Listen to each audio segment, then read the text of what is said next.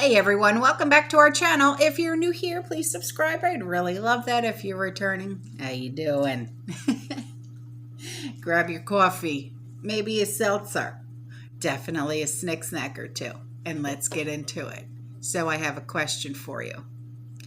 I already started putting out the June newsletter, and the ABG Community Cookbook is out now too. So if you haven't received either copy, let me know. Email me, okay? And tell me, and I'll send it to you, all right? So here's the next thing. Did you ever hear about Christmas in July? Well, the next cookbook that I'm going to be working on is a Christmas in July cookbook with all of these wonderful Christmassy recipes for another cookbook, okay? So please send in some more recipes for the holidays, all right? So now let's get into it. So this, I saw this and I'm like, you've got to be kidding me. So the White House press secretary, Karine, K-A-R-I-N-E, Jean-Pierre, said she doesn't have a timeline for when parents in the United States will be able to readily obtain baby formula. Okay. So this is not a good thing, guys. Okay, it's really not.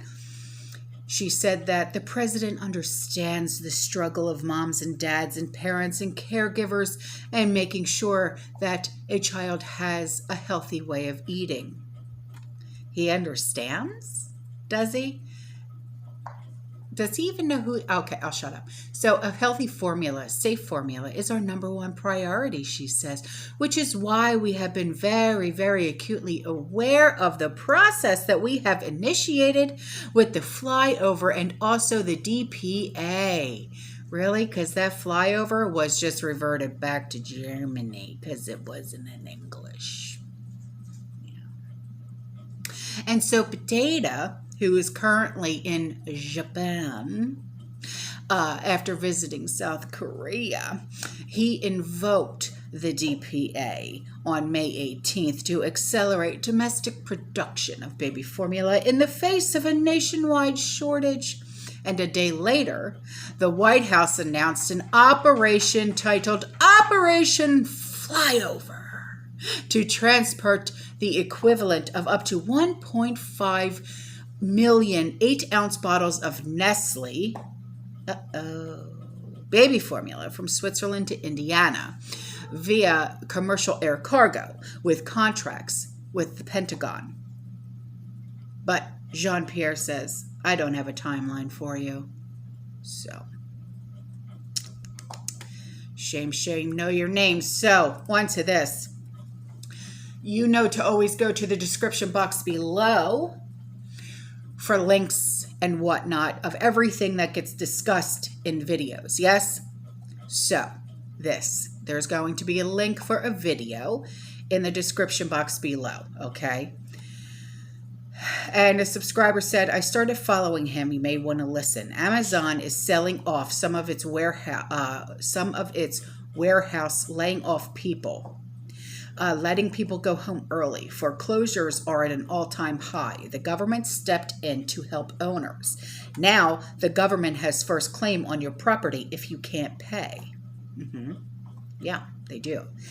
And he believes the government is purposely driving up the cost of fuel. Many trucking companies will fold or take a bailout from the government. Now the government has a say-so and can control the trucking companies, all by design. Government wants to control everything. Get ready for a chaotic 6 months. Yes, yes, yes. I know.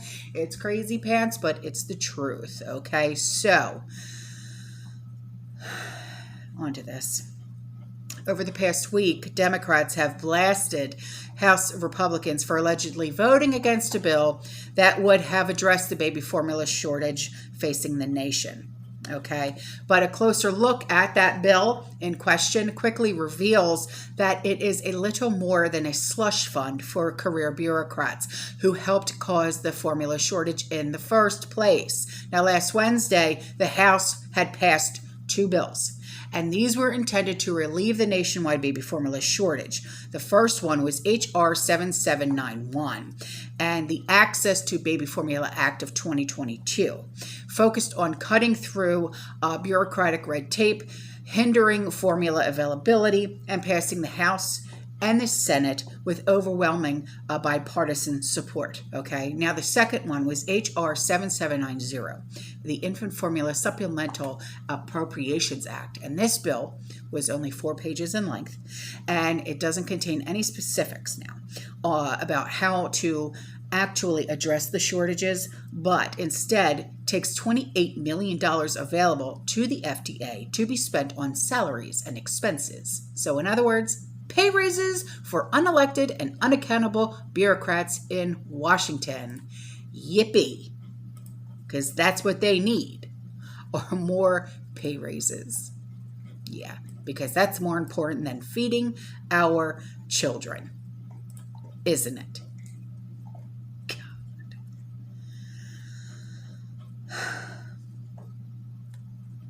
On to this. Another link that'll be in the description box below.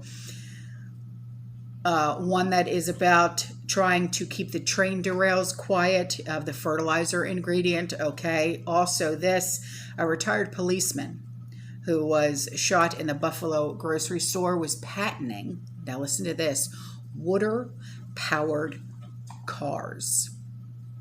Yeah. In the 1998, this man, his name is Stanley Meyer, he made a water-powered car and then he perished mysteriously. And so those links will be in the description box below, because these stories, when normal people invent something huge like this and system breaking, and then all of the sudden gone.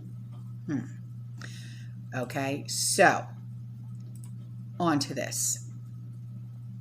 This email was sent to me, and it is an article. Okay, it was copy and pasted, so I don't have a link. And it says, it was from the Daily Mail.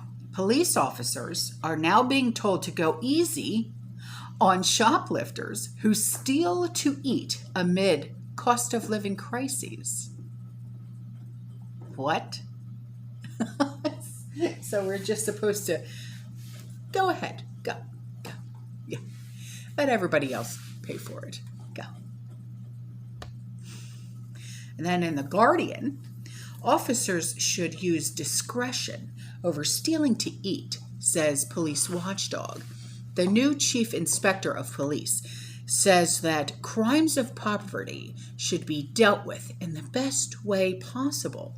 And retailers are enraged and are saying how irresponsible this is. It's extremely irresponsible. Now, this is over in the UK. So you know how that's going on in California? Well, guess what? Now it's happening over in the UK now. All right. And the inspector has warned that crime will rise due to the poverty crisis that's coming. Well, anyone with less than half a brain can tell him that. And so it seems utterly ridiculous to take this stance and broadcast it openly. In my opinion, he's just given the go-ahead to people just to go in and take whatever they want.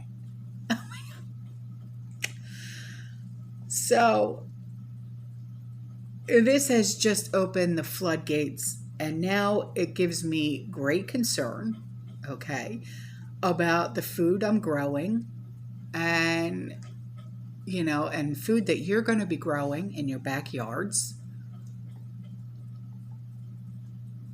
If you have fences up, if you don't have fences up, get your fences up. I mean, I know it's an extra cost, but do something. Seriously. Okay.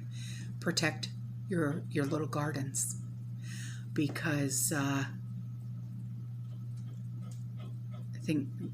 mean, you know, So then she says, yesterday she stopped and chatted with one of her neighbors around the corner as he was planting his onions in his front garden, and his plants are all of his veggies there each year, and his fence is about 3 feet high, and everyone knows and can see this. Anyway, she said she tried gently as to not alarm him about theft, but he said it's never happened before and he's not concerned. Oh, well, you better start getting concerned, sir. Yeah. So either he does not read the newspapers or he's thinking food theft is only going to happen in stores. Oh, boy. Well, he's not very smart, is he? Not very smart at all. So, on to this.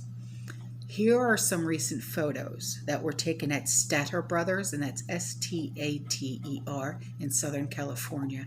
And their subscriber said it doesn't get any better than this. Urgent voluntary powder formula recall again.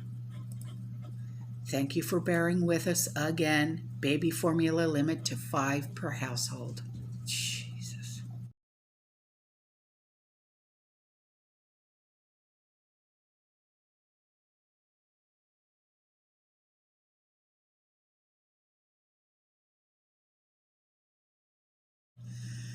And this subscriber who lives in Des Moines, he said that gas just went from $4.18 to $4.34 at the store that he works at. So thank you for letting us know about that.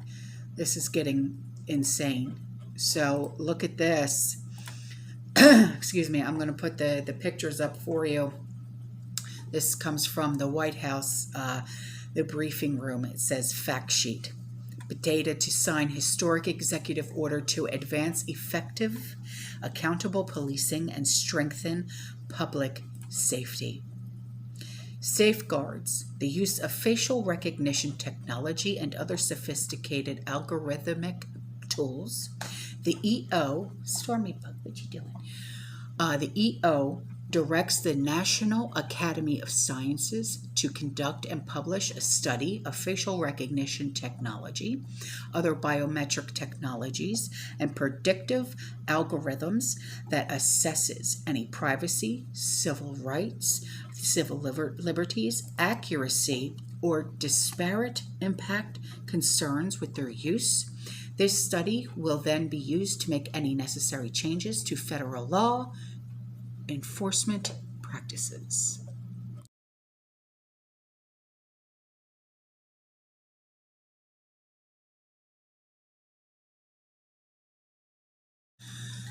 And here's this before I go. Blackouts. It means no diesel pumps for truckers, no checkout scans or payments, no water from the tap, no medical deliveries from pharmacies, no internet, no ATM, no packaging factories. Nothing. Okay? Blackouts threaten over 1 billion people with the perfect storm that is now brewing. Okay? All right, guys, I am out of here. I love you. I'll see you in the next one. You stay safe. You stay positive. You keep prepping. And as always, fearless.